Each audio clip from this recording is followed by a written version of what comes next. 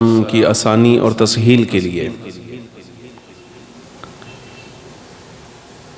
زمانہ نبوی صلی اللہ علیہ وبارک وسلم سے متصل سرکار کا زمانہ جب بولا جاتا ہے تو اصحاب کرام، اہل بیت اطہار، ازواج، وہ سارے کے سارے اسی زمانے میں شامل ہو جاتے ہیں۔ نبی پاک صلی اللہ علیہ وبارک وسلم کے زمانے سے بالکل متصل اللہ رب العالمین جل وعلا نے امت میں ایسے علماء کرام ظاہر فرمائے کہ زبان و بیان، تفسیر قرآن اور حفظ حدیث میں اللہ رب العالمین جل وعلا نے ان کی نظیر آنے والی ساری امت میں پیدا نہیں فرمائی۔ یعنی باری تعالیٰ جل وعلا نے فخر عالم صلی اللہ علیہ وسلم کے زمانے کے بالکل قریب ایسے علماء کرام کو ظاہر فرمایا کہ ان کا فہم بھی، سمجھنے کی صلاحیت، ان کا حافظہ، یاد کرنے کی صلاحیت، اور پھر دین کے ساتھ ان کی لگن ایسی کہ اللہ تبارک و تعالیٰ جل وعلا نے یہ حصہ صرف ان کا رکھا ہے۔ اس کی وجہ یہ ہے کہ مالک کو یہ معلوم ہے، اللہ تبارک و تعالیٰ جل وعلا کے علم میں پہلے سے یہ بات موجود ہے کہ بعد کی امت میں جس وقت حوادث کا ظہور ہوگا، مسائل کا شکار ہو جائیں گے، حادثات زمانے کے اور دنیا داری ان کی اور بقیہ دین سے دوری، یہ ساری چیزیں اللہ رب العالمین جل وعلا کے علم میں ہے۔ جب یہ ساری چیزیں ظاہر ہو جائیں گی، ان کی ہمتیں کم پڑ جائیں گی، حوصلے ہلکے ہو جائیں گے، اور دین کا فہم جس طرح سے یہ لوگ زمانہ نبوی صلی اللہ علیہ وسلم کے بالکل ساتھ جو آئے ہیں انہیں حاصل ہے، ان کو نہیں ہو سکتا۔ یعنی جس طرح آپ دیکھ لیجئے اس زمانے میں ہم جی رہے ہیں، یہاں اس زمانے کے علماء میں اور اسلاف کے علم میں اللہ تبارک و تعالی جل وعلا نے زمین و آسمان سے زیادہ فرق رکھا ہے۔ بلکہ آپ یوں کہہ لیجئے کہ اس زمانے میں آج جمعۃ المبارک ہے بالفرض، تو آج کے دن تمام اہل اسلام مشرق، مغرب، شمال، جنوب جو کچھ آپ کے سامنے علم کے بارے میں پیش کریں گے، عمل کے بارے میں پیش کریں گے، قرآن عزیز کی کسی آیت کا آپ کو مفہوم سمجھائیں گے، کسی حدیث طیبہ کا معنی آپ کو سمجھائیں گے، یا کوئی مسئلہ آپ کے سامنے بیان کیا جائے گا، آپ یقین جانیے پوری روئے زمین پر اس وقت منبر پہ جتنے علماء گفتگو کر رہے ہوں گے، سارے علماء کی زبان سے نکلا ہوا ہر جملہ سلف صالحین کی نقل کا محتاج ہے۔ وہ جو پہلے گزر گئے ہیں نا، ان کی نقل کا محتاج ہے، ان کی رہنمائی اور ان کی جو تصریحات، توضیحات ہیں، تفاسیر ہیں، اس کے بغیر بندہ آگے بڑھ ہی نہیں سکتا۔ رب العالمین جل وعلا نے یہ حق ان کا رکھا ہے۔ آپ اندازہ فرمائیے ان علماء کو اللہ رب العالمین جل وعلا نے علم تفسیر میں، علم حدیث میں، علم فقہ میں، اصول میں، بلاغت میں، صرف و نحو میں ایسی قدم کی رسوخی عطا فرمائی ہے، رسخ عطا فرمایا ہے، ان کے قدم اتنے راسخ ہیں اور پختہ ہیں کہ آج قرآن حدیث کا حل کرنا اگر آسان ہے تو یہ سارا کا سارا ان کی مہربانی ہے، جنہوں نے محنت کر کے باقاعدہ اس کو تیار کر کے معجون بنا کے ہمارے سامنے رکھ دیا۔ ہمارا کام صرف اتنا ہے، ہم اس کو کھولتے ہیں، پڑھتے ہیں، تھوڑا سا سمجھتے ہیں اور سمجھ کر آپ تک پہنچا دیتے ہیں۔ یہ آسانی اللہ رب العالمین جل وعلا نے اس وقت جو ظاہر فرمائی ہے، یہ ساری کی ساری محنت ان علماء کی ہے، ان بزرگوں اور مشائخ کی ہے۔ اور باری تعالیٰ جل وعلا نے یہ جو مہربانیاں ان پر رکھی ہیں، آپ ترتیب کے لحاظ سے اندازہ فرمائیے کہ ترتیب ہے نا، جو ترتیب اس کی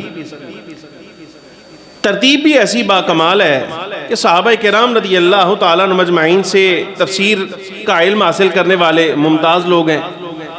ترتیب کے ساتھ آپ چلے آئیے، یعنی باقی سارے علوم پر بھی ان کو مہارت حاصل ہوگی، لیکن خاص طور پہ جن کی شہرت، مہارت جو ہے وہ علم تفسیر کے بارے میں ہے، وہ الگ ہے۔ اور اسی طرح اگر حدیث کے اوپر کسی کی مہارت ہے، وہ جماعت الگ ہے۔ فقہ پر مہارت رکھنے والی جماعت الگ ہے. اعلیٰ آزل کے آپ ایک ترتیب کے ساتھ چلتے آئیے اوپر سے نیچے کی طرف. جس وقت آپ دیکھتے ہیں تو آپ کو اللہ رب العالمین جل وعلا نے جو مہربانی فرمائی ہے جتنے علوم ہیں یہ سارے کے سارے ایک ترتیب کے ساتھ چلتے ہوئے نظر آئیں گے. یہ مشائخ پر اللہ کا فضل و کرم تھا. لیکن باری تعالیٰ جل وعلا نے ان علوم و فنون سے جو مسائل کا استنباط ہے نا، مسائل کا استنباط کرنا. دیکھیں حدیث پڑھنا ایک الگ کام ہے، تفسیر بیان کرنا ایک الگ کام ہے، حدیث آگے پہنچا دینا، اس کی روایت کرنا، یہ سب ایک الگ امور ہیں. یہ تمام امور الگ ہیں. علم صرف ہے، نحو ہے، ان پر مہارت حاصل کرنا، یہ سارے کام ہو جاتے ہیں. لیکن اصل کام جو آتا ہے نا وہ یہ ہے کہ حدیث پڑھ کے، تفسیر پڑھ کے، قرآن پڑھ کے اس سے جو فہم لینا ہے، جو اس کا نچوڑ نکالنا ہے، یہ سمجھ کہ اللہ رب العالمین جل وعلا ہم سے اس وقت کیا تقاضا کر رہا ہے، یا نبی پاک صلی اللہ علیہ وبارک وسلم کے اس ارشاد کا ہم سے تقاضا کیا ہے اس وقت. یہ باقاعدہ ایک علم ہے جس کو علم استنباط اور استخراج کہا جاتا ہے. اس کے لیے بھی اللہ رب العالمین جل وعلا نے الگ ایک جماعت قائم فرمائی. یعنی جن کا کام یہ ہے، یہ حدیث بھی پڑھیں گے، قرآن بھی پڑھیں گے، تفسیر بھی پڑھیں گے، فقہ بھی پڑھیں گے، یہ سارے معاملات کر کے علم کلام میں یعنی عقیدہ کے بارے میں اور علم فقہ کے بارے میں، فروعی مسائل کے بارے میں یہ مسائل کا استنباط اور استخراج کریں گے. ہمارا کام صرف اتنا ہے کہ ہم نے صرف یہ پڑھنا ہے اور پڑھ کے صرف آگے پہنچا دینا ہے، اس کے علاوہ کچھ نہیں. اللہ رب العالمین جل وعلا نے یہ جو مہربانی فرمائی ہے نا علم استخراج و استنباط کے بارے میں، بڑے بڑے علماء تھے اس زمانے میں نبی پاک صلی اللہ علیہ وسلم کے دور کے بالکل ساتھ. لیکن بعد میں اللہ تبارک و تعالی جل وعلا نے جن ذوات کو دوام بخشا ہے کہ ان کا علم آج بھی قائم ہے، ان کا فضل قائم ہے،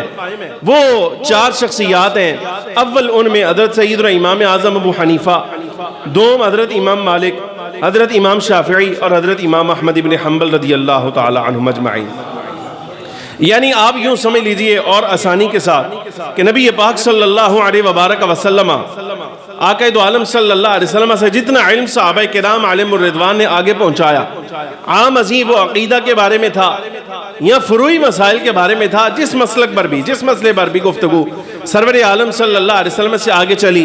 وہ اللہ تبارک و تعالی جل وعلا نے کسی نہ کسی اعتبار سے ان 4 ائمہ کرام میں جمع کر دی ہے. پہلی شخصیت حضرت امام الائمہ سیدنا امام اعظم نعمان بن ثابت، دوسرے حضرت امام مالک ابن انس، تیسرے محمد ابن ادریس شافعی اور چوتھے امام احمد ابن حنبل رضی اللہ عنہم اجمعین. نبی پاک صلی اللہ علیہ وبارک وسلم سے ظاہر ہونے والا علم اللہ نے جیسے ان ذوات مقدسہ کو عطا فرمایا ہے وہ آگے کسی کا حق نہیں ہے.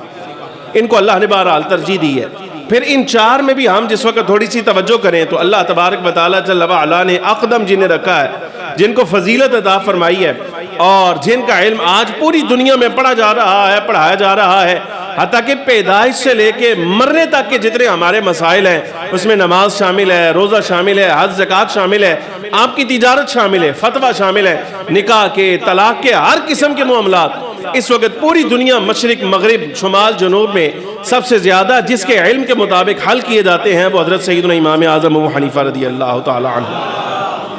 اللہ نے یہ شان انہیں عطا فرمائی.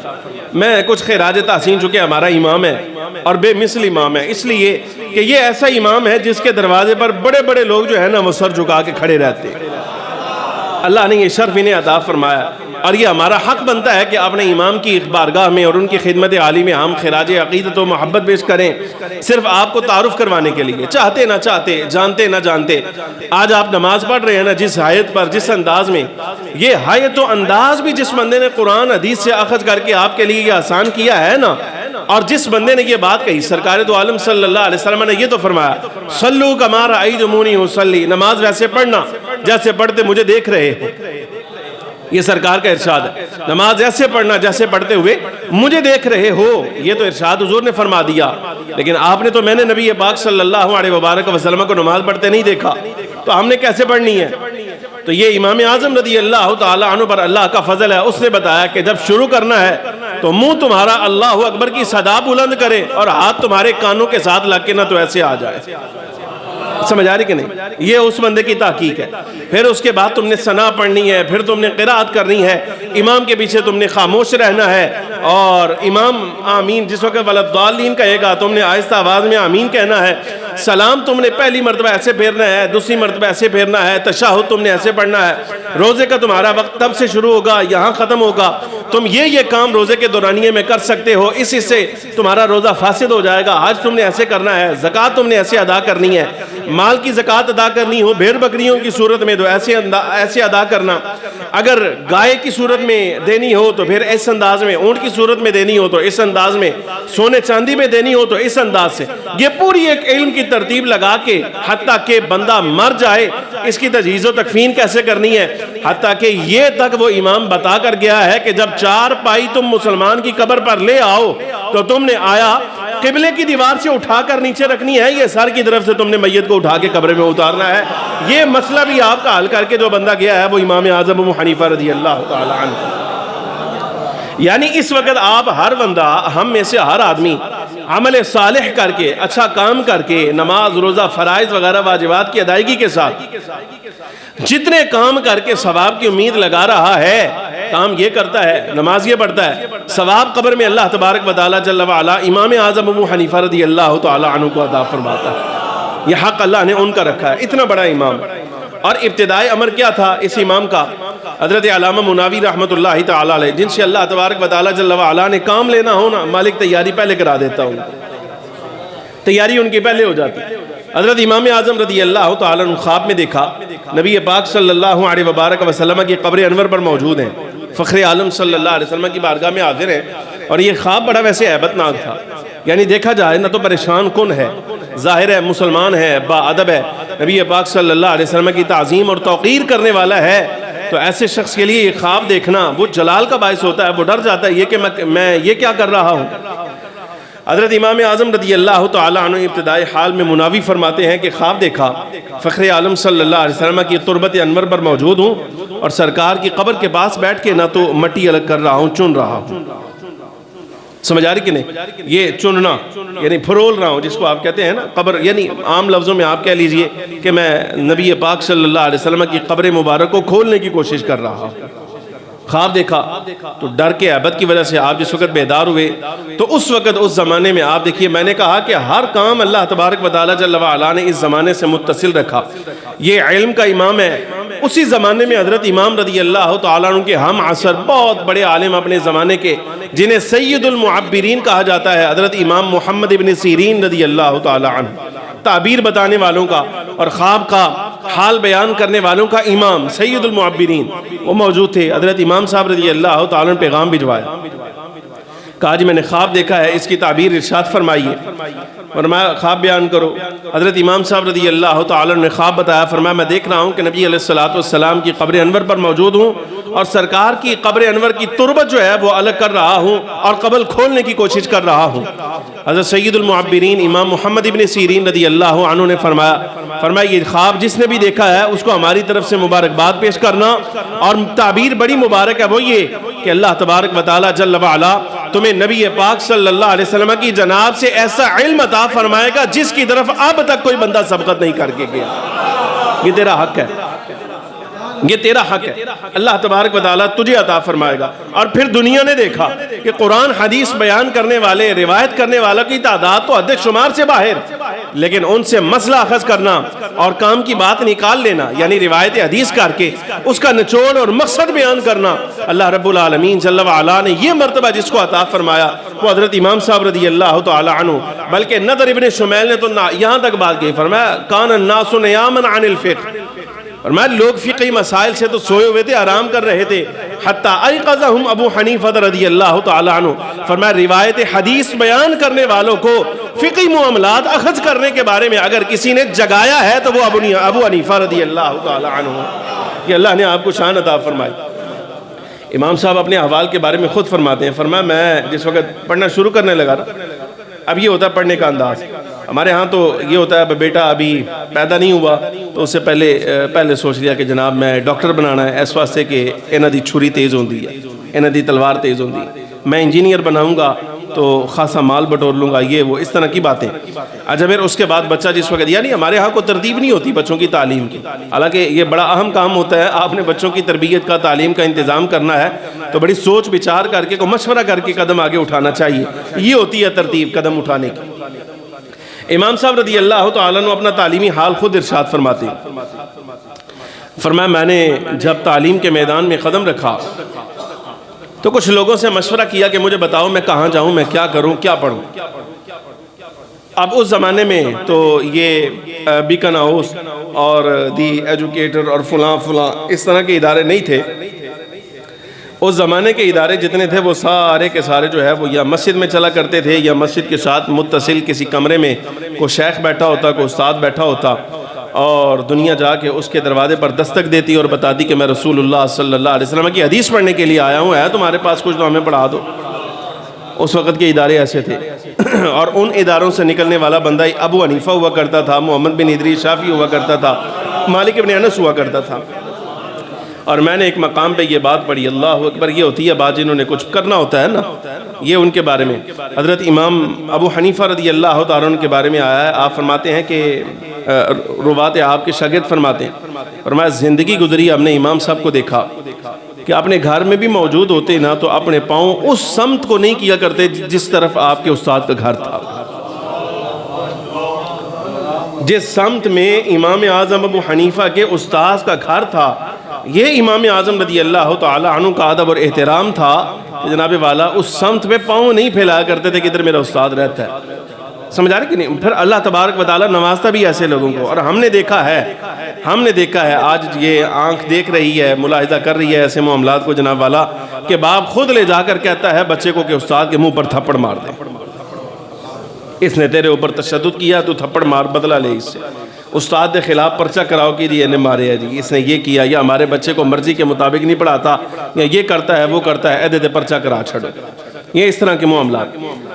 بہرحال حضرت امام صاحب رضی اللہ تعالیٰ عنہ فرماتے ہیں کہ میں نے مشورہ کیا اہل علم سے کہ مجھے بتاؤ میں کس طرف قدم بڑھاؤں، کس میدان میں آگے نکلوں۔ تو پہلے بندے نے مشورہ دیا، اب یہ آپ نے فکر دیکھنی ہے امام اعظم کی۔ آپ فرماتے ہیں پہلے بندے نے مجھے مشورہ دیا، اس نے کہا کہ قرآن حفظ کر لے، قرآن پڑھ، اچھے انداز پہ اس کی تجوید پڑھنے کا سلیقہ اور آواز اچھی ہو جائے گی، سارا کچھ، تو نا اس میدان میں اتر جا، اچھا قاری بن جا۔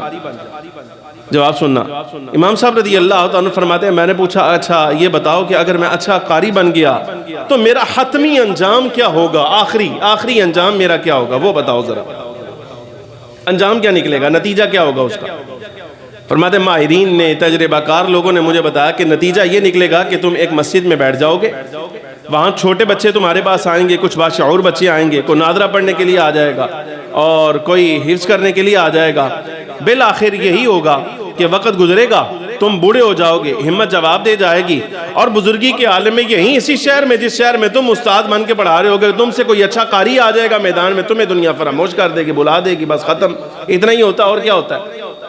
تو آپ نے فرمایا اچھا پھر اور بتاؤ کہ اگر یہ بات ہے کہ بس ختم ہو گیا، کام شروع ہوا اور بڑھاپے میں جا کے ختم، کو بڑا قاری آ گیا تو کام ہی ختم ہو گیا، پھر شہرت بھی ختم ہو گئی، سب کچھ ختم،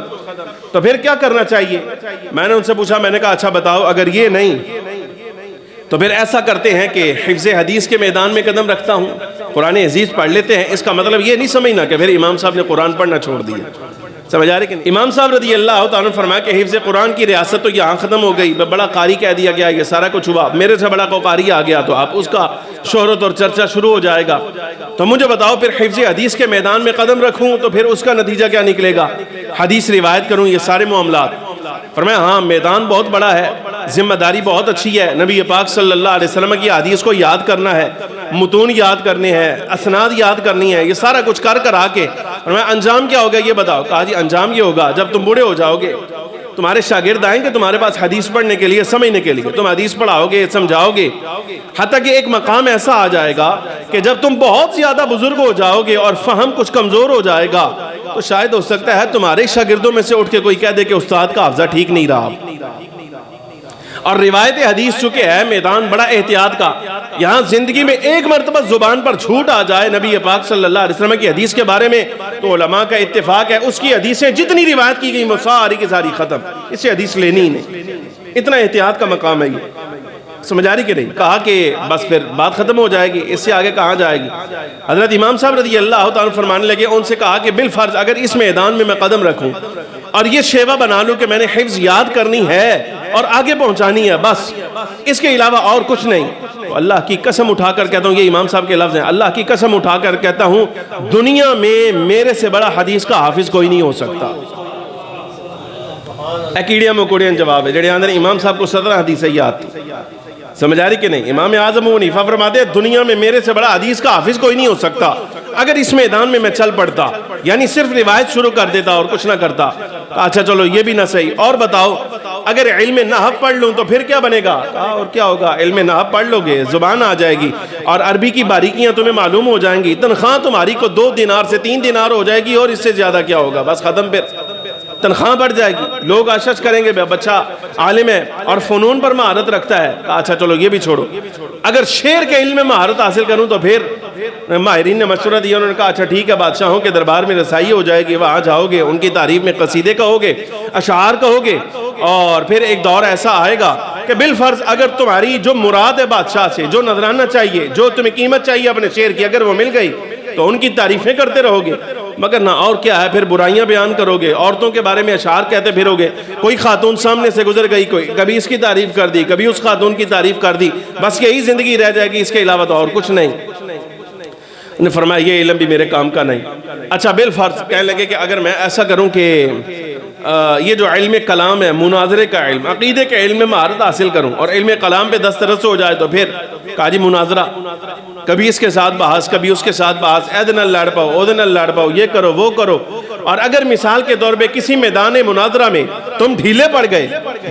گئے، ہار گئے تم، تو تمہارے اپنے جو ساتھی ہوں گے، تمہارے رفقا جو مناظرے میں تمہارے ساتھ کہیں ہیں، تمہارے مسلک کے اور تمہارے موقف کے حامی، وہ تمہیں ملامت کریں گے، اور بالفرض اگر تم جیت گئے اور سامنے والا جو ہے وہ یا تو تمہیں زندیق کہہ دے گا، اور اگر اس کے قابو آ گئے تو شاید ہو سکتا ہے کوئی گردن بھی تمہاری اتار دے۔ وہ بھئی عقیدے کے معاملے میں یہی ہوتا ہے نا، مان گیا تو ٹھیک، نہیں مانا تو بھئی مان ہے، کافر ہے، فلانا ہے، بدعتی ہے، یہ ہے، مشرک ہے، فلاں فلاں فلاں، اس طرح کی باتیں سمجھ آئے۔ قابو آ گیا، نہیں قابو آ رہے تو داتا صاحب دھماکہ کر دیو، عبداللہ شاہ غازی دھماکہ کرو، بابا فرید دھماکہ کرو، اے سارے دھماکے اڑائی چھڑو۔ یہی بات امام صاحب سے کہی گئی کہ اگر مناظرے میں مہارت ہو گئی تو تمہارا دشمن پھر جو ہے نا وہ تمہیں جینے نہیں دے گا، اس کو جب تمہیں قابو آؤ گے وہ تمہاری گردن مار دے گا۔ کہا اچھا پھر یہ بتاؤ کہ اب آخر میں ایک ہی علم رہ گیا ہے، وہ ہے علم فقہ۔ علم فقہ کے بارے میں اگر میں مثال کے طور پہ اپنی ہمت ساری صرف کر دوں، زندگی لگا دوں، تو پھر کیا ہوگا؟ اب یہ ماہرین کا جملہ سننا، فرمایا سن، پھر ہوگا یہ کہ تو جوانی کے عالم میں ہوگا، لوگ آ کے تیرے سے مسئلہ پوچھیں گے اور تجھ سے فتویٰ طلب کریں گے، اور اگر ہو سکا ان سے ممکن ہوا تو شاید ہو سکتا ہے تجھے اپنے زمانے کا چیف جسٹس بھی مقرر کر دیں، تیری عمر نہیں ہوگی، تیری عمر جوانوں جیسی ہوگی، لیکن سفید داڑھیوں والے بھی آ کے تجھ سے پوچھا کریں گے ابو حنیفہ بتا یہ مسئلہ کیا ہے، یہ مسئلہ کیا ہے۔ حضرت امام صاحب رضی اللہ تعالی عنہ یہ سارا کچھ علم حفظ، روایت حدیث، علم نحو، صرف، علم کلام، یہ سارا کچھ کر آ کے جب علم فقہ کے بارے میں یہ بات کہی گئی نا، بے آخر تمہارا اینڈ یہ ہوگا اگر علم فقہ پڑھتے ہو تو اللہ تبارک و تعالی جل وعلا انجام کار یہ فرمائے گا۔ حضرت امام صاحب رضی اللہ تعالی عنہ فرمایا بس ٹھیک ہو گیا، مجھے جتنے علوم آج تک بتائے گئے ہیں ان میں سے علم فقہ سے بڑھ کر کوئی زیادہ نفع دینے والا علم نظر نہیں آیا، لہٰذا اب میرا ارادہ یہی ہے اسی میدان میں آگے بڑھوں گا اور چلتا چلا جاؤں گا، میرے اخذ شدہ مسائل سے آنے والی ساری امت جو ہے وہ استفادہ کرے گی، اللہ رب العالمین جل وعلا میرے وجود سے حضور کی قیامت تک آنے والی امت کو فائدہ عطا فرمائے گا۔ چلے آدھا اس میدان میں چل پڑے، اللہ رب العالمین جل وعلا نے شرف کیا عطا فرمایا، اور یہ ایک ساری زندگی بات آپ یاد رکھنا، مرعوب نہیں ہونا چاہیے بندے، اس لیے کہ آپ فقہ حنفی کے اگر ماننے والے ہیں تو بڑے بڑے لوگ ہیں وہ آ کے تان طنز کرتے ہیں کہ آپ امام کے قول کو مانتے ہیں، آپ ابو حنیفہ کو امام اعظم کہتے ہیں، ہمارے نزدیک امام اعظم نہیں، امام اعظم ابو حنیفہ نہیں بلکہ امام اعظم مصطفیٰ کریم صلی اللہ علیہ وبارک وسلم ہے۔ ہم کہتے ہیں بھائی نبی پاک صلی اللہ علیہ وبارک وسلم کو امام اعظم ماننے سے کس کو انکار ہے؟ تم امام اعظم کہتے ہو، ہم کہتے ہیں سرور عالم صلی اللہ علیہ وسلم امام الانبیاء والمرسلین ہے، ہم کہتے ہیں سرکار امام الاولین والآخرین ہیں، حضور قائد الاولین والآخرین ہے، سب کچھ حضور ہے، اس میں کوئی شک نہیں، لیکن ابو حنیفہ جس کے امام کی اعظمیت سے تم انکار کر رہے ہو اگر مثال کے طور پہ تم سے پہلے ہر بڑا امام اس کے دروازے پہ سر جھکا جائے تو تسلیم کر لو گے؟ ہے جی پھر تسلیم کر لو گے؟ چلو تمہیں امام اعظم رضی اللہ تعالیٰ عنہ کے علم پر بڑا اعتراض ہے، محمد بن ادریس شافعی پر تو کوئی اعتراض نہیں نا، بڑی عجیب بات ہے بھائی، ایک کام اگر امام اعظم ابو حنیفہ کرے تو وہ شرک ہے، یا ان کے ماننے والا کرے تو وہ شرک ہے، لیکن امام شافعی رحمۃ اللہ تعالیٰ علیہ اگر وہی کام کرے اور یہاں جناب والا ان کے ماننے والے وہی کام کریں تو جناب والا وہ دلائل ہیں، وہ کہتے ہیں ان کے بارے میں کہتے ہیں یہ دلائل ہیں، اے منندیاں گلن، امام بخاری کرے تو وہ ٹھیک ہے، امام اعظم کریں گے تو بندہ مشرک ہو جائے گا۔ تعجب کی بات ہے۔ اب یہ ملا علی قاری رحمۃ اللہ تعالیٰ علیہ کا بیان سنیے۔ امام صاحب رضی اللہ تعالیٰ عنہ کا وصال ہوا سن 150 ہجری میں۔ میں احادیث آپ کے سامنے پڑھ چکا ہوں پچھلے سال میں۔ حضرت امام صاحب رضی اللہ تعالیٰ عنہ کے وجود کی طرف اشارہ کرنے والے نبی پاک صلی اللہ علیہ وسلم نے خود تعریف فرمائی۔ یہ قرآن عزیز کی جو آیہ مبارکہ میں نے آپ کے سامنے پڑھی تھی، وَآخَرِينَ مِنْهُمْ لَمَّا يَلْحَقُوا بِهِمْ وَهُوَ الْعَزِيزُ الْحَكِيمُ، سورہ جمعہ جب یہ نازل ہوئی، اس کا معنی یہ ہے نبی پاک صلی اللہ علیہ وسلم سے فرمایا گیا، تعریف کی نا حضور کے اصحاب کی تعریف کے بعد، فرمایا دوسرے کچھ ایسے بھی ہیں جو ابھی زمانے میں آئے نہیں، بعد میں آئیں گے، لیکن علم و فضل میں وہ ان صحابہ کرام جو آپ کے سامنے موجود ہیں محبوب، وہ ان کے ساتھ ملیں گے، آئیں گے بعد میں، آپ کا زمانہ نہیں پایا لیکن بعد میں آ کر بھی علم و فضل میں ان تک آ جائیں گے، وہ ان کے وارث قرار پائیں گے۔ صحابہ کرام رضی اللہ تعالیٰ عنہ مجمعین نے عرض کیا، یا رسول اللہ یہ کون لوگ ہیں؟ صحیح مسلم کی روایت، حضور نے خاموشی اختیار فرمائی۔ پھر دوسری مرتبہ عرض کیا، یا رسول اللہ یہ کون ہے جو بعد میں آئیں گے لیکن علم و فضل میں ہمارے وارث ہو جائیں گے؟ سرکار نے پھر خاموشی اختیار فرمائی۔ تیسری مرتبہ جب پھر کہا گیا، نبی پاک صلی اللہ علیہ وسلم کے بالکل قرب میں حضرت سلمان فارسی رضی اللہ تعالیٰ عنہ موجود تھے۔ حضرت سلمان کے کندھے پر ہاتھ مار کے نبی پاک صلی اللہ علیہ وسلم نے ارشاد فرمایا اگر ایمان اس زمانے میں ثریا ستارے پر بھی چلا جائے تو یہ سلمان بیٹھا ہے، اس کی قوم کا، اس کے علاقے کا ایک بندہ ایسا ہوگا، رہے گا زمین پر، لیکن ایمان اگر ثریا پر جا بسے تو ایمان کو وہاں سے نیچے زمین پر لے آئے گا۔ ایک روایت کے لفظ ہے دین اگر چلا جائے ثریا پر، ایک روایت کے لفظ ہیں اگر علم ثریا پر چلا جائے تو اس کی قوم کا وہ بندہ آسمان سے ثریا ستارے سے بھی علم کو نیچے لے آئے گا۔ امام سیوطی رحمۃ اللہ تعالی علیہ جیسے کثیر علماء کرام کا موقف، فرمایا یہ سلمان فارسی کی قوم کا بندہ جو ہے وہ دیکھا جائے تو اہل علم کی دنیا میں ایک ہی بندہ نظر آتا ہے، امام اعظم ابو حنیفہ رضی اللہ تعالی عنہ۔ سرکار ان کی بشارت ارشاد فرما رہے تھے، نبی علیہ السلام نے تعریف فرمائی، حتیٰ کہ فخر عالم صلی اللہ علیہ وبارک وسلم نے سن 150 ہجری جو حضرت امام صاحب رضی اللہ تعالی عنہ کا سن وصال ہے نا، سرکار دو عالم صلی اللہ علیہ وسلم نے اس سن کے بارے میں فرمایا تھا، مفہوم اس حدیث کا یہ ہے کہ سن 150 ہجری میں علم کی زینت اس دنیا سے اٹھا لی جائے گی، علم کی زینت اس دنیا سے اٹھا لی جائے گی۔ یہ بھید جو ہے سن 150 ہجری میں جا کے کھلنا تھا، نبی پاک صلی اللہ علیہ وسلم کے وصال کے 140 برس بعد جا کے معلوم ہوا کہ فخر عالم صلی اللہ علیہ وبارک وسلم جس شخصیت کے بارے میں فرما رہے تھے کہ یہ علم کی زینت ہے اور جس سن میں یہ وصال کرے گا دنیا سے علم کی زینت اٹھا لی جائے گی، اس کے ساتھ علم کی زینت ہے، یہ علم کا زیور ہے، فرمایا وہ اور کوئی نہیں امام اعظم ابو حنیفہ رضی اللہ تعالی عنہ تھے۔ ائمہ کرام کا اتفاق ہے۔ ملا علی قاری رحمۃ اللہ تعالی علیہ فرماتے ہیں امام شافعی رحمۃ اللہ علیہ بعد میں آئے نا تو مسائل میں اختلاف تھا، چلے مسئلہ بھی میرا بڑا دل کر رہا تھا کہ میں کچھ جمعے جو ہیں وہ قرات خلف بھائی امام پیچھے قرات کرنی ہے نہیں کرنی ہے، اس طرح کے مسائل جو ہیں برفع یدین وغیرہ ان پر کچھ کرتا،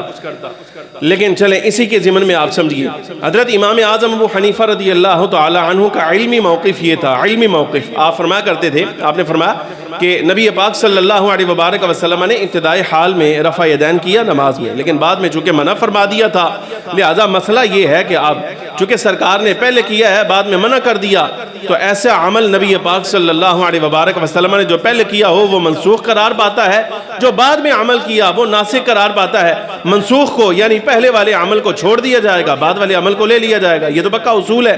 حضرت امام صاحب رضی اللہ تعالیٰ عنہ بر بنائے حدیث صحابہ کرام کے آثار ساری چیزیں پیش نظر رکھ کے فرمایا کہ نماز میں رفع یدین جو ہے نا یہ صرف تکبیر اولیٰ کے وقت ہوگا، پہلی تکبیر کے وقت، اس کے علاوہ نہیں۔ کہ امام صاحب کا موقف۔ امام شافعی رحمۃ اللہ تعالیٰ علیہ نے اس کے برخلاف آپ نے فرمایا برفع یدین کرنا ہے، یہ سنت ہے نبی پاک صلی اللہ علیہ وسلم، یہ ان کا موقف، دھیان سے سننا ذرا توجہ کے ساتھ۔ دوسرا مسئلہ حضرت امام صاحب رضی اللہ تعالیٰ عنہ کا، نبی پاک صلی اللہ علیہ وبارک وسلم سے دو حدیثیں آئیں، نمبر ایک لا صلاۃ الا بفاتحۃ الکتاب، فاتحہ کتاب کے بغیر یعنی سورہ فاتحہ کے بغیر نماز نہیں ہوگی، یہ ایک حدیث آ گئی۔ دوسری حدیث آئی، فخر عالم صلی اللہ علیہ وسلم نے ارشاد فرمایا، من کان لہ امام فقراءۃ الامام لہ قراءۃ، جو بندہ امام کی امامت میں نماز پڑھ رہا ہوگا تو امام کی قراءت ہی مقتدی کی قراءت ہے۔ امام قراءت کرے گا، یہ خاموشی سے کھڑا رہے گا، نہ فاتحہ پڑھے گا، نہ اس کے علاوہ کوئی اور سورت پڑھے گا، یہ خاموش رہے گا۔ یہ دوسری حدیث آ گئی۔ امام صاحب رضی اللہ عنہ نے فرمایا یہ دونوں حدیثوں میں تطبیق، وگرنہ ایک کو چھوڑنا پڑے گا، ایک کو لینا پڑے گا۔ مسئلہ یہ ہے کہ جب بندہ امام کی امامت میں نماز پڑھ رہا ہو تو اس وقت بالکل خاموش رہے گا، قرات نہیں کرے گا۔ ہاں اگر خود نماز پڑھا رہا ہے یا اکیلا پڑھ رہا ہے تو اس وقت فاتحہ پڑھنا اس پر لازم ہے، اس کے بغیر اس کی نماز نہیں ہوگی۔ یہ امام صاحب کا موقف آ گیا۔ امام شافعی فرماتے ہیں امام کے پیچھے بھی ہو تو فاتحہ پڑھے بغیر نماز نہیں ہوگی۔ توجہ ہے، باریک بات ہے، توجہ نال سننا۔ اچھا ایسے ہی آپ تو دعائے قنوت جو ہے وہ تو وتر میں پڑھتے ہیں نا، عشاء کی نماز میں۔ امام اعظم رضی اللہ تعالیٰ کا یہی موقف ہے کہ دعائے قنوت جو ہے یہ وتر میں پڑھی جائے گی، عشاء کی نماز کے وقت جب وتر پڑھے جائیں۔ حضرت امام شافعی رحمۃ اللہ تعالیٰ علیہ کا موقف یہ تھا کہ یہ دعائے قنوت فجر کی نماز میں پڑھی جائے گی۔ سمجھ آ رہی کہ نہیں؟ اچھا یہ مسائل میں اختلاف تھا۔ اب توجہ کے ساتھ ذرا سننا، ساڈے ہوتے فتویٰ ہے رفع یدین نہیں کر دے انہاں دی نماز کوئی نہیں ہوئی، اے فاتحہ نہیں پڑھ دے انہاں دی نماز کوئی نہیں ہوئی، اے فجر دی نماز کے اندر دعائے قنوت نہیں پڑھ دے انہاں دی نماز کوئی نہیں ہوئی، یہ ہم پر فتویٰ۔ لیکن چھوڑو ساری باتیں۔ اچھا امام صاحب رضی اللہ تعالیٰ کا موقف دیکھیے، امام شافعی کا امام اعظم کا وصال ہو گیا۔ حضرت امام شافعی رحمۃ اللہ تعالیٰ علیہ چونکہ بغداد میں تھے، آپ ہی بغداد میں تھے، امام اعظم کے بڑے عقیدت مند تھے۔ امام شافعی رحمۃ اللہ تعالیٰ علیہ فجر کی نماز کا وقت تھا تو آپ نماز پڑھنے کے لیے آئے جامع مسجد امام اعظم ابو حنیفہ میں بغداد میں۔ اس مسجد میں نماز پڑھنے لگے نا، تو جس وقت نماز شروع ہوئی تو امام نماز پڑھا رہا ہے، حضرت امام شافعی رحمۃ اللہ تعالیٰ علیہ نماز پڑھ رہے ہیں تو خاموش کھڑے ہیں، قرات نہیں کی۔ توجہ ہے، قرات نہیں کی، خاموش رہے۔ اب فاتحہ پڑھنا ان کا اپنا موقف تھا، فاتحہ کے بغیر نماز نہیں ہوگی، لیکن اس مرتبہ نہیں پڑھی، خاموش رہے۔ اور دعائے قنوت جو ہے فجر میں امام شافعی رحمۃ اللہ علیہ پڑھنے کے قائل تھے، وہ بھی نہیں پڑھی، حتیٰ کہ پوری نماز میں پہلی مرتبہ کے علاوہ آپ نے رفع یدین بھی کوئی نہیں کیا، ایسے ہی کھڑے رہے، نماز پڑھ لی۔ بعد میں شاگردوں نے پوچھا، انہوں نے کہا حضور رفع یدین کرنا آپ کا موقف، امام صاحب اس کا انکار کرتے ہیں، وہ نہیں پڑھتے، رفع یدین نہیں کرتے۔ فاتحہ نماز میں امام کے پیچھے پڑھنا آپ کا موقف ہے، امام صاحب انکار کرتے ہیں۔ اچھا ایسے ہی دعائے قنوت فجر میں پڑھنا یہ تو آپ کا نظریہ اور موقف ہے، امام صاحب انکار کرتے ہیں، وہ عشاء کی نماز میں پڑھتے ہیں۔ تو یہ کیسے ہوا؟ آج آپ نے اپنا موقف کیوں چھوڑا؟ آپ نے رفع یدین کیوں نہیں کیا؟ آپ نے امام کے پیچھے فاتحہ کیوں نہیں پڑھی؟ اور یہ بھی بتائیے کہ آپ نے دعائے قنوت فجر میں کیوں نہیں پڑھی؟ تو امام شافعی کا جواب سننا۔ مولا علی قاری رحمۃ اللہ تعالیٰ علیہ فرماتے کہ امام شافعی کا جواب ہے، فرمایا یہ قبر والا دیکھ رہے ہو؟ امام صاحب کے مزار کی طرف اشارہ کر کے فرمایا یہ قبر والا دیکھ رہے ہو؟ فرمایا اس قبر والے کا جتنا ہم احترام کرتے ہیں اس سے زیادہ اختلاف نہیں ہے ہمارا اس کے ساتھ، جتنا کہ ہمارا اس کے ساتھ اختلاف ہے نا اس سے کہیں زیادہ ہم اس کا احترام کرتے ہیں۔ مجھے حیا آتی ہے میں اس کے پاس کھڑا ہو کر اس کی مخالفت کروں تو قیامت کے دن کہیں انکار ہی نہ ہو جائے میرے اوپر۔ یہ امام شافعی کا احترام۔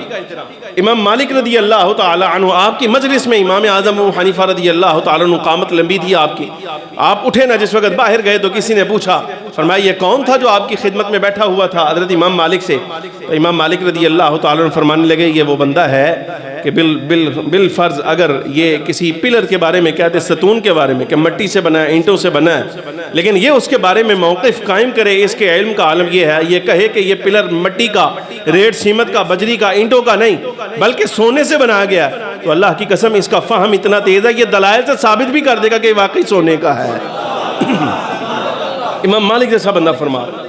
امام احمد بن حنبل رضی اللہ تعالیٰ عنہ مجمعین، فقہ کا اتنا بڑا امام، حدیث کا امام، امام بخاری مسلم کے اساتذہ میں آنے والا بندہ، آپ سے پوچھا گیا، فرمایا امام اعظم کے بارے میں آپ کیا فرماتے ہیں؟ فرمایا میں اس کے بارے میں کیا کہہ سکتا ہوں، اللہ اس پر رحم فرمائے، اس جیسا کون ہو سکتا ہے۔ یہ ائمہ کرام کے الفاظ ہیں حضرت امام اعظم ابو حنیفہ رضی اللہ تعالیٰ عنہ کے بارے میں۔ حضرت وکیع بن جراح رضی اللہ تعالیٰ عنہ کی موجودگی میں ایک بندے نے یہ بات کہی، کہا کہ اخطأ ابو حنیفہ مسئلہ بیان کرتے ہوئے خطا کرتے ہیں، کسی بندے نے یہ بات کہہ دی۔ حضرت وکیع بن جراح رضی اللہ تعالیٰ عنہ محدثین کے بہت بڑے امام، امام شافعی رحمۃ اللہ تعالیٰ علیہ کے اساتذہ میں آتے ہیں۔ حضرت وکیع بن جراح رضی اللہ تعالیٰ عنہ علم کا پہاڑ موجود ہے، اس کی موجودگی میں کسی نے کہہ دیا اخطأ ابو حنیفہ، ابو حنیفہ مسئلہ بیان کرتے ہوئے خطا کرتا ہے، غلط مسئلے بیان کرتا ہے۔ جملہ سننا، حضرت وکیع بن جراح نے فرمایا حیا کر، شرم کر، غیرت کر، بے شرم آدمی کس کے بارے میں کہہ رہا ہے کہ وہ مسئلہ بیان کرتے ہوئے خطا کرتا ہے؟ تجھے پتا ہے اس کی کمیٹی کیسی ہے، اس کی شورا کیسی ہے، اس کی بزم کیسی ہے، اس کے شاگرد کیسے ہیں؟ تجھے نہیں پتا۔ اس کی بزم کا حال یہ ہے، وہ خود صدر مجلس ہوتا ہے اور صدارت کرتا ہے بزم کی، اور شاگردوں میں محدثین موجود ہوتے ہیں، زبان کے ماہرین موجود ہوتے ہیں، قیاس کے ماہر موجود ہوتے ہیں، مجتہد موجود ہوتے ہیں، تفسیر کے عالم، حدیث کے عالم، ہر طرح کا بندہ 40 افراد پر مشتمل اس کی بزم ہے، جہاں لوگ بیٹھے ہوتے ہیں اس کے سامنے مسئلہ پیش کیا جاتا ہے، ہر بندہ رائے دیتا ہے۔ ہر بندہ علم حدیث کے ماہر سے پوچھا جاتا ہے اس مسئلے پر تمہارے پاس کوئی حدیث تو سناؤ، وہ حدیث پڑھتا ہے۔ کوئی تفسیر والا بیٹھا ہے تو اس سے پوچھا جاتا ہے قرآن کی کوئی آیت پڑھ دے۔ اگر کوئی ماہر لغت بیٹھا ہے تو اس سے پوچھا جاتا ہے لغت میں کوئی دلیل ہے، زبان سے کوئی دلیل ہے تو کوئی شعر پڑھ دے، کوئی دلیل بیان کر دے۔ اگر قیاس والا بیٹھا ہے تو قاضی ابو یوسف سے، محمد ابن حسن سے کہا جاتا ہے کوئی قیاسی دلیل اس پر پیش کرو، تو کر دیا جاتا ہے۔ فرمایا یہ ساری باتیں اپنی جگہ رہ گئیں، لیکن بخدا حدیث کے عالم، تفسیر کے عالم موجود ہوں، یہ سب اپنی جگہ رہا۔ تجھے نہیں پتا کہ اس کی مجلس میں تو فضیل ابن عیاض بھی موجود ہوتا ہے، صاحب حضوری ہے۔ اگر عالم خطا کر جائے تو چلو امکان نظر آتا ہے، وہ صاحب حضوری اللہ کا ولی اس کا شاگرد ہے۔ یہ کیسے ہو سکتا ہے کہ وہ صاحب حضوری، نظر رکھنے والا، سرکار کے دربار میں بیٹھنے والا بندہ سامنے موجود ہو، ابو حنیفہ خطا کرے؟ تو فرمایا اس کی مجلس کا عالم تو یہ ہے، ابو حنیفہ یہاں مسئلہ بیان کرتا ہے، فضیل ابن عیاض کے بارے میں تو یہ ہے کہ شاید ہو سکتا ہے دربار نبوی میں کہے یا رسول اللہ مسئلہ ٹھیک ہے کہ نہیں تو بیان فرمائیے۔ فرمایا اس کا حال تو یہ ہے۔ تو بتا اگر عالم سے مسئلہ رہ جائے تو رہ جائے، تو اللہ کے ولی اس کی مجلس میں اس کے شاگردوں میں موجود ہیں، بتا بھلا وہ بھی خطا کرنے دے سکتے ہیں ایسے بندے کو؟ یہ حضرت امام صاحب رضی اللہ تعالیٰ عنہ کی شان ہے، اللہ رب العالمین جل وعلا نے آپ کو عطا فرمائی۔ بادشاہوں سے وظیفہ نہیں لیتے ہوتے تھے آپ، مال ہوتا ہے نا، بادشاہوں کے اپنے مقاصد ہوتے ہیں، کسی کو 1,00,000 2,00,000 دے دیا، کسی کو پلاٹ دے دیا، کسی کو گھر دے دیا، کسی کو منصب دے دیا، لیکن وہ ہوتا اس لیے ہے، آج کل چلتے نہیں پہ فلانا تے فلانا بھی آ جائے تے فلانا بھی آ جائے، ایدا فیصلہ اسی نہیں من دے، اودا فیصلہ اسی نہیں من دے، اشارہ سمجھ رہے ہو کہ نہیں؟ توہین ہو جاندی ہے نا، پھر مسئلہ خراب ہو جاندہ ہے، کیس ہو جاندہ ہے، پرچہ ہو جاندہ ہے۔ امام صاحب رضی اللہ تعالیٰ عنہ کی فراست ایسی تھی، ابو جعفر منصور بنو عباس میں سے اس وقت خلیفہ تھا، بادشاہ تھا، تو اس نے جب آپ بغداد شریف تشریف لائے نا تو 30,000 درہم چاندی کی اشرفیاں، 30,000 درہم چاندی کی اشرفی، جناب والا اگر اس کی قیمت لگائی جائے نا تو میرے خیال سے اس وقت کو کروڑ روپے سے اوپر جاتی ہے شاید۔ یہ پہلا نذرانہ تھا جو اس نے حضرت امام صاحب کو پیش کیا۔ ہر مرتبہ کچھ نہ کچھ دینا چاہتا تھا، لیکن پہلی مرتبہ جس وقت پیش کیا نا تو جملہ سننا، حضرت امام صاحب رضی اللہ تعالیٰ عنہ فرمانے کہ یا امیر المؤمنین انی غریب ببغداد، فرمایا امیر المؤمنین بادشاہ سلامت، میں بغداد میں مسافر ہوں، لیس لی منزل، یہاں میرا کوئی گھر ایسا نہیں ہے، آپ نے اتنی بڑی رقم مجھے دے دی ہے، کیا یہ ممکن ہے کہ آپ اس کو بیت المال میں میری امانت کے طور پہ محفوظ کر لیں؟ میں جب بغداد سے جاؤں گا تو لیتا جاؤں گا۔ کہا ٹھیک ہے۔ ابو جعفر منصور کہنے لگا ٹھیک ہے جی، ٹھیک ہو گیا۔ اچھا امام صاحب رضی اللہ تعالیٰ عنہ تا وقت وصال بغداد میں رہے، لیکن بیت المال سے وہ 30,000 اشرفیاں نہ نکلوائیں۔ جب وصال ہوا نا، امام صاحب کا جنازہ ہو گیا، سارا کچھ ہوا، تحقیق کرائی گئی تو پتہ چلا کہ خود امام صاحب رضی اللہ تعالیٰ عنہ کے گھر میں پورے بغداد والوں کی امانتیں پڑی ہوئی تھیں، وہاں سے لی گئی ہیں۔ تو اب خلیفے کو یہ بات سمجھ آئی، کہا وہ جو امام صاحب نے کہا تھا نا کہ میں مسافر ہوں، بغداد میں میرا گھر کوئی نہیں، تو وہ جو 30,000 اشرفیاں بیت المال میں رکھوائی تھی نا، اصل مقصد یہ تھا وہ لینا ہی نہیں چاہتے تھے، مگر نہ پورا بغداد اپنی امانتیں جس کے گھر میں لے جا کے رکھوا رہا ہے، 30,000 اشرفیاں اس کو رکھتے ہوئے کو درد ہوتا ہے، اس کو کیا مسئلہ ہے؟ لیکن یہ امام صاحب کا فہم ہے، آپ کا ارادہ یہ تھا بھئی لینیاں بھی نہیں تو انکار بھی کوئی نہیں کرنا، بھئی شر کو لو بچنا ہے، سمجھ آ رہی کہ نہیں؟ عہدہ قبول کر لے، نہیں کیا ان تھانے پا دیو، ان گرفتار کر لو۔ تو امام صاحب رضی اللہ تعالیٰ کا یہ فہم تھا۔ ایک جملہ اور سماعت فرمائی، یہ عقیدے کا ہے، اس کو یاد کیجئے۔ امام اعظم رضی اللہ تعالیٰ عنہ کے سامنے کسی بندے نے یہ بات کہی تھی، وہ فلانا بندہ ہے، حضرت ام المومنین سیدہ عائشہ صدیقہ رضی اللہ تعالیٰ عنہ پر اعتراض کرتا ہے۔ اے مولویاں نے بھی جواب ہے، مولوی ظہور ایسی ورگے بندے جڑے نہ اونا ورگے تے اے اور مارا دماغ خراب ہو جاندہ تے کئی باری میرا دل کردا کہ میں انہاں دے نام جڑے اصل ہے نے او تھانوں دساں، انہاں مولویاں بے ایماناں دے جڑے صحابہ کرام رضی اللہ تعالیٰ عنہ مجمعین اہل بیت کے بارے میں، حضور کی ازواج کے بارے میں نکمی باتیں کرتے ہیں، یہ شرم آنی چاہیے، پھر اپنے آپ کو امام اعظم کا مقلد کہتے ہیں۔ امام صاحب کا جملہ سننا، اختلاف ہوا حضرت امیر معاویہ میں اور حضرت مولا کائنات سیدنا علی مرتضیٰ کرم اللہ وجہہ الکریم میں، وہ اہل سنت کا ایک موقف ہے۔ حضرت ام المومنین سیدہ عائشہ صدیقہ رضی اللہ تعالی عنہ آپ چونکہ حج کے لیے آئی ہوئی تھیں مکہ مکرمہ، تو آپ کو معلوم ہوا کہ اختلاف بڑھ گیا ہے، جنگ تک نوبت آ گئی ہے، تو چونکہ آپ ام المومنین ہیں، آپ سب اہل ایمان کی ماں ہیں، تو آپ آئیں یہاں صلح کروانے کے لیے۔ تمہید ابو شکور سالمی میں امام سالمی رحمۃ اللہ تعالی علیہ نے یہی موقع بیان کیا کہ آپ صلح کروانے کے لیے میدان میں آئیں۔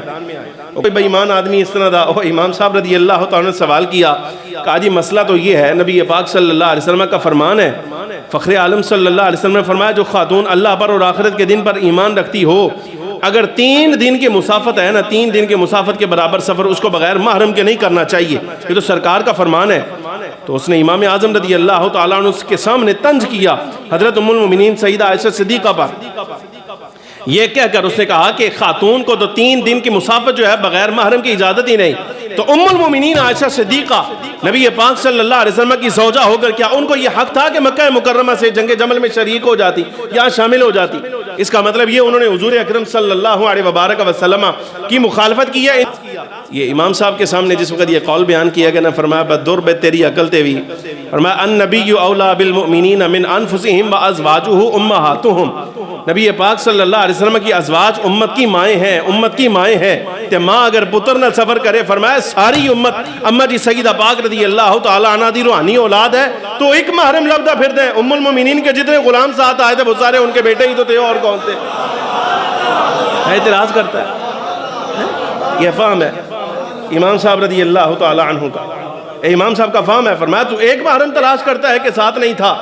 ہر فرد جس حیثیت میں بھی بڑا ہے، بزرگ ہے، کسی حیثیت میں بھی اگر سیدہ پاک رضی اللہ تعالیٰ عنہ عائشہ صدیقہ ام المؤمنین کے ساتھ چل رہا ہے تو وہ ام المؤمنین ہے، ام المؤمنین ہے، وہ سب اہل ایمان کی ماں ہے، روحانی ماں ہے، تو وہ ساتھ جو بھی چل رہا ہے روحانی ماں کے ساتھ چل رہا ہے تو محرم ہی چل رہا ہے، اعتراض کس بات کا رہ گیا؟ زیادہ منہ بند رکھنا چاہیے کہ امام صاحب رضی اللہ تعالیٰ ان کا نظریہ عقیدہ ہے۔ سمجھ آئی کہ نہیں آئی؟ اور خلاصہ کلام ساری گفتگو کا یہ ہے کہ آپ جس امام کے مقلد ہیں اس کو اللہ تبارک و تعالیٰ جل وعلا نے ذہانت فطانت میں، علم میں، اور علم بھی چاہے حدیث کا ہو، تفسیر کا ہو، روایت کا ہو، یہ ہر چیز میں اللہ رب العالمین جل وعلا نے اس کو اقدم رکھا ہے، وہ مقدم ہے، ہر امام سے مقدم ہے۔ بلکہ امام مالک رضی اللہ تعالی عنہ جیسی شخصیت کے بارے میں نے ایک قول پڑھا، یہ جامع المسانید والوں نے لکھا، امام صاحب امام مالک رضی اللہ عنہ کے پاس جب کوئی مسئلہ پیش ہوتا نا کہ اس مسئلے کا جواب دیجئے تو آپ فرمایا کرتے بھئی پتہ کر کے آؤ ابو حنیفہ اس کے بارے میں کیا کہتا ہے۔